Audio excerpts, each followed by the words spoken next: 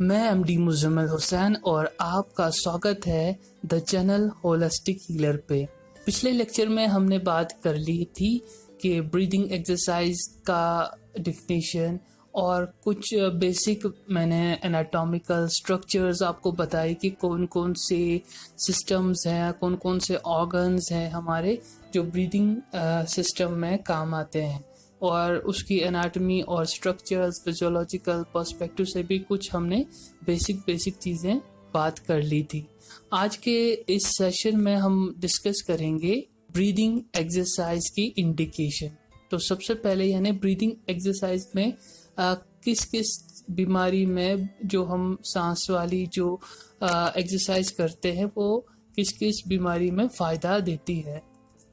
तो as general है acute and chronic lung disease. इसमें जो शामिल है एक्यूट यानी जो अभी अभी हुआ या एक हफ्ते तक हुआ, क्रॉनिक मतलब जो काफ़ी समय से चल रहा है। तो ये दोनों acute and chronic lung disease में ब्रीदिंग जो एक्सरसाइज है बहुत फ़ायदेमंद होती है। तो नमोनिया है, एटेलेक्टेसिस है। एटेलेक्टेसिस मतलब होता है कि लंग का कोलैप्स हो जाना, चाहे पार्शली या टोटली। और लास्ट में है COPD, chronic obstructive pulmonary disorder. और आफ्टर सर्जरीज के बाद या ड्यूरिंग, जैसे काफ़ी सर्जरी से पहले भी काफ़ी समय से अगर पेशेंट बेडरिडन है तो उसमें भी हम ब्रीदिंग एक्सरसाइज के लिए पेशेंट को कहते हैं। ईयरवे ऑब्स्ट्रक्शन ड्यू टू ईयरवे स्क्रीशन। तो ईयरवे ऑब्स्ट्रक्शन यानी जो स्क्रीशन, जो हमारे म्यूकस जमा हो रहा है, उस वजह से भी उसको निकालने के लिए भी ब्रीदिंग अच्छी एक्सरसाइज मानी जाती है।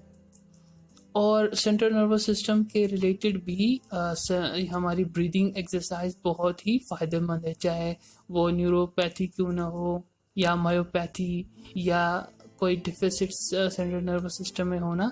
तो ब्रीदिंग इज़ वेरी इम्पोर्टेंट और बहुत ही फ़ायदेमंद होती है इन चीज़ों में। और देखा जाता है कि या आपने भी कभी फील किया होगा कि जब भी हम रिलैक्सेशन टेक्निक्स करते हैं प्रैक्टिकल सेशंस में, तो हम जब ब्रीदिंग करते हैं तो वो भी एक सेरोटोनिन, एक न्यूरोट्रांसमीटर जो स्क्रीट करता है, उससे हम काफ़ी रिलैक्स हो जाते हैं। अब एम्स है ब्रीदिंग एक्सरसाइज की।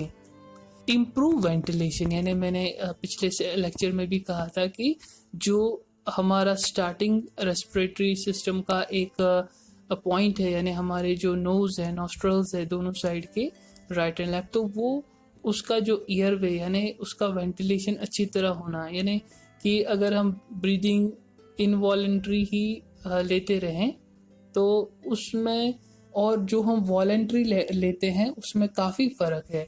इनवॉलेंट्री क्या होता है कि हमें शरीर में उतनी ही ऑक्सीजन की ज़रूरत होती है या उतनी ही जो हमारी डिमांड होती है बॉडी में उतनी ही मिलती है इनवॉलेंट्री से। एंड वॉलेंट्री से हम अधिक से अधिक ऑक्सीजन अपने अंदर ले सकते हैं, और जो जिस वजह से हमारी काफ़ी एक एनर्जेटिक एक फील आता है और बहुत सारे फ़ायदे होते हैं, जैसे कि ब्लड में जो कार्बन डाइऑक्साइड है, जो गैसेस है, वो काफ़ी हद तक बाहर भी चले जाते हैं। तो इम्प्रूव द वेंटिलेशन। अगला पॉइंट है increase the effectiveness of cough mechanism, यानी जो कफ मैकेनिज्म है वो इम्प्रूव होना। मतलब कि कफ मैकेनिज्म क्या है कि जब भी हमें एक जो म्यूकस होता है जमा होता है तो ऑटोमेटिकली हमें खांसी आती है, और हमारा जो मैकेनिज्म कहता है कि उस जो म्यूकस जो जमा है उसको बाहर निकालना है। तो ये कफ मैकेनिज्म कहता है। तो इस ब्रीदिंग से ये एक उस मैकेनिज्म को स्टिमुलेशन देता है। Improve the strength, endurance and coordination of respiratory muscles, यानी जो एक स्ट्रेंथनिंग प्रोवाइड करता है।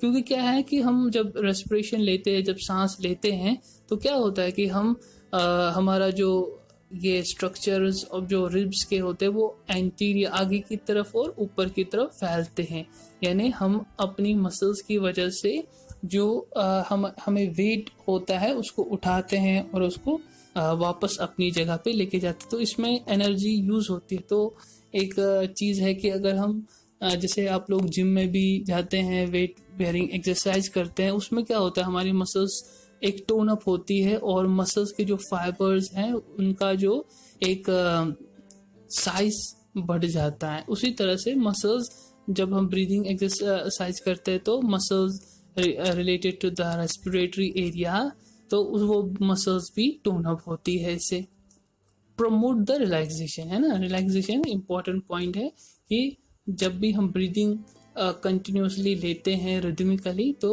रिलैक्स पूरी बॉडी होती है। Improve the chest and thoracic mobility.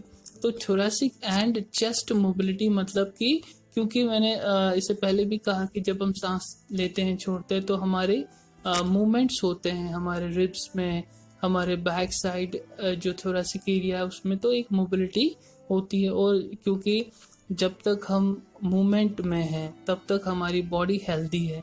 जो ही हम मूवमेंट कम से कम हो या कुछ भी ना, तो हम कमज़ोर होते हैं और धीरे धीरे हमारी डेथ हो जाती है। अब हम बात करते हैं टाइप्स ऑफ रेस्पिरेशन। तो पहले भी हम पढ़ चुके हैं अपने जो क्लासेस में एनारोबिक एरोबिक, तो उसमें हम नहीं जाते हैं। तो हम ब्रीदिंग के ही टाइप्स के बारे में बात करते हैं जो पेशेंट्स को फायदा देती है। All the breathing pattern should be deep and voluntary and relax, यानी कि जितनी भी जो ब्रीदिंग पैटर्न हम बताएंगे उसमें जितनी भी होगी वो वॉलेंटरी होगी, यानी हम अपने विल से करेंगे, अपने मर्जी से करेंगे, तभी एक स्केलेटल मसल्स का यूज होगा। अदरवाइज क्या होता है कि अदरवाइज जो एक इनवॉलेंटरी मसल्स जो हमारी होती है उनका जो नर्वस सिस्टम है वो एक कंट्रोल में आता है ना। तो इसीलिए जितने भी पैटर्न बताएंगे हम पेशेंट्स को ये सिखाएंगे भी। इससे क्या है कि मसल्स की जो स्ट्रेंथ है वो बढ़ जाती है। पहली है डायफ्रैग्मेटिक ब्रीदिंग, यानी जो मैंने पिछले लेक्चर में डायफ्राम का आपका लोकेशन एरिया बताया, उसको उस एरिया में हमें ब्रीदिंग करानी है ना। जैसे कि एक एग्जांपल के तौर पर ये कैसे करानी है पेशेंट को समझाना है। इंक्लाइन सिटिंग यानी जो पेशेंट का जो यानी उसका पेल्विक गडल से लेकर हेड तक जो एरिया है वो इंक्लाइन हो, यानी 45 डिग्री या 60 डिग्री के एंगल में हो। चाहे आप उनको हल्का सा उठा लें अगर लेटे लेटे हैं, या फिर अगर किसी चेयर में चेयर एक मूवेबल चेयर जिसमें पीछे का जो बैक एरिया है वो एडजस्टेबल हो, उस पोजीशन में पेशेंट को रखना है। Place your hands on the rectus abdominis muscle. Rectus abdominis हमारी एब्स की एक मसल है जो सुपरफिशियल या बाहरी होती है ना। तो ये हमारे बिल्कुल जो एरिया होता है हमारा रिब्स के लोअर 11 एंड 12 रिब्स एरिया में होते हैं, वहाँ से ओरिजिन होता है। उसके बाद ये नीचे पेल्विक इलियम और देन प्यूबिस एरिया में इंसर्ट होती है, यानी ये इस एरिया में उनके पेशेंट के हाथ रखने हैं। Just below the anterior coastal margin, जो मार्जिन है हमारे जो रिब्स की मार्जिन है उससे हल्का सा नीचे की तरफ। अगर हम एक एक्यूप्रेशर के हिसाब से देखें तो नियर अबाउट जो हमारा एसटी स्टोमक 23-24 एरिया है वहां पर अपने हाथ रखने हैं। Ask the patient to breathe slowly and deeply through the nose and then hold for a while, then ask the patient to let it out from the mouth. ठीक है ना। तो ये डायफ्रैग्मेटिक ब्रीदिंग में क्या करना है, सबसे पहले जो थेरेपिस्ट होगा वो अपना हाथ पेशेंट के एब्डोमेन पे रखेगा और देन पेशेंट को बोलेगा सांस लीजिए नाक के जरिए से और थोड़ा सा होल्ड कीजिए 1 2 3 4 5, देन उसके बाद धीरे धीरे करके मुंह से बाहर की तरफ लेके जाइए। उसके बाद पेशेंट का अपना हाथ उस अपने ही पेट के ऊपर रखेगा, दोनों हाथ, और दोनों साइड की रेक्टस एब्डोमिनस मसल को दबाएगा और सांस लेगा और फिर रोकेगा और धीरे धीरे सांस छोड़ेगा मुंह के जरिए से। ये हमारी डायफ्रैग्मेटिक ब्रीदिंग होती है। उसके बाद है वेंटिलेटरी मसल ट्रेनिंग। तो इसमें क्या है, इसमें भी स्ट्रेंथनिंग जो प्रोसेस है वो बढ़ाया जाता है। इसमें भी स्ट्रेंथनिंग एंड एंड्योरेंस बढ़ाई जाती है, तो इसी को वेंटिलेटरी मसल ट्रेनिंग कहते हैं। इसमें मसल्स ऑफ इंस्पिरेशन यानी जो सांस लेने वाली जो मसल्स होती है उस पर फोकस किया जाता है। डायफ्रैग्मेटिक ट्रेनिंग यूजिंग वेट्स, इसमें क्या किया जाता है, एपिगैस्ट्रिक एरिया में वेट रखा जाता है। उसके बाद पेशेंट को बोला जाता है सांस लेने के लिए, और ये भी इंस्ट्रक्ट किया जाता है पेशेंट को कि जो आपका चेस्ट है उसमें कोई तनाव, कोई कॉन्ट्रैक्शन नहीं होना चाहिए, बस पेट को से ऊपर सांस लेना है, पेट ऊपर जाना चाहिए और फिर पेट को होल्ड करना है, फिर नीचे की तरफ ले आना है। इसमें क्या होता है, इसमें हमारी जो इंस्पिरेटरी मसल्स होती है उसमें स्ट्रेंथनिंग होती है।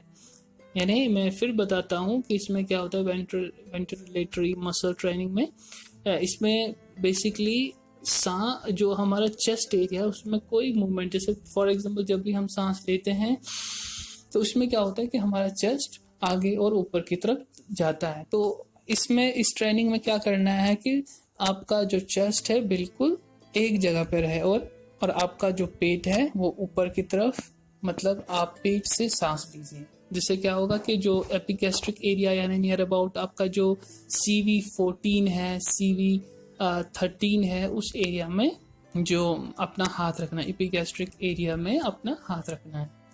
तो उसके बाद है इंस्पिरेटरी रेजिस्टेंस ट्रेनिंग, यानी इसी का पार्ट है इन सांस लेने में क्या कैसे कैसे करते हैं। तो सबसे पहले तो हमने एक मैनुअली अपने हाथ ऐसे या तो वेट कफ रखते हैं, या कोई आप पेशेंट अपना हाथ ही रखता है, या थेरेपिस्ट अपना हाथ रखता है। उसके बाद एक और इसका पार्ट है, इसमें एक हैंड हेल्ड रेजिस्टेंस डिवाइस होता है, जो अगर मैं इसका आकार बता दूं, एक रेक्टेंगुलर की तरफ होता है। उसमें 3 एक सिलेंड्रिकल एक पाइप्स होती है, और उसके अंदर एक सीसी के नाम से एक लिखा होता है, 1200 सीसी तक जाता है इसका, क्योंकि 400 सीसी के एक सिलेंडर होता है इसमें।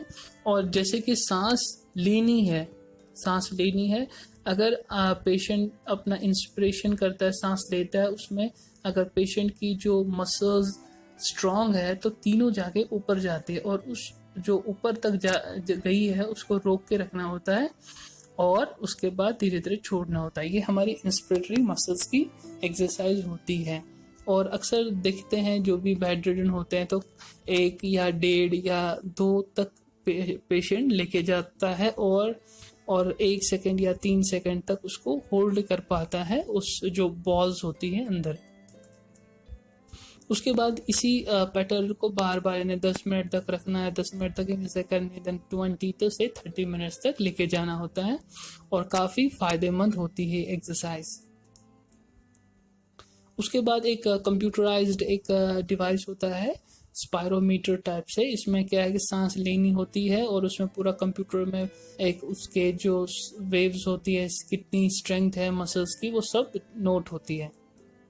इसमें 3 से 4 सांसें ली जाती है, और पेशेंट को बोलता है चौथी सांस में सांस बिल्कुल छोड़िए, जितना आपसे फोर्सफुली छोड़ना होता है। उसमें वो देखते हैं कि जो फोर्स एक्सप्रेशन है वो कितनी है, वो पूरा नोट होता है। तो ये भी एक एक्सरसाइज और प्लस डायग्नोस्टिक टाइप से ये यूज़ होता है। तो माय स्टूडेंट्स, इस सेशन में हम इतना ही डिस्कस करेंगे, ताकि आप बार बार जब सुनेंगे तो आपको बोरियत ना हो।